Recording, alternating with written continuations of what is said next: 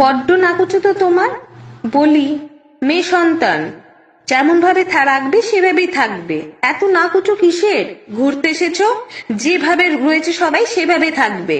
ভালো খাবো, ভালো পরবো, এত কিসের? জানি না বাপু বর কি করে রাখে। ঠিক বলেছ, বড্ড নাকুচো আমার।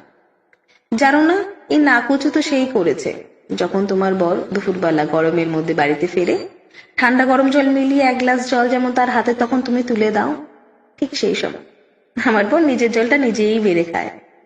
রাত্রে যখন পাত পেরে ভালো মন্দ ব্যঞ্জন সাজিয়ে দাও, ওর পছন্দ মতো রান্না করে দাও, হ্যাঁ ঠিক সেই সময় আমার বোন নিজের খাবারটা নিজেই বেড়ে খায়, রান্না দিতে যা রান্না করেছে তাই খেয়ে নেয়, কোনো নালিশ ছাড়া। সব পরিস্থিতিতেই নিজেকে আমার পাশে রাখে। সেই তো বড্ড নাকচে করেছে আমার।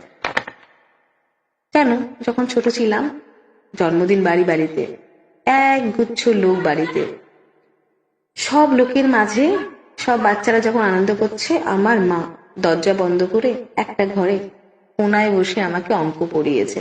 পরের দিন অঙ্ক পরীক্ষা তো, হ্যাঁ সেই মা যে নিজে সব সকাল্লাদ ছেড়ে আমার পেছনে সময় দিয়েছে, আমায় পড়িয়েছে যাতে ভবিষ্যতে আমাকে মানিয়ে না নিতে হয়। সেই তো বড্ড নাকচো করেছে আমায়।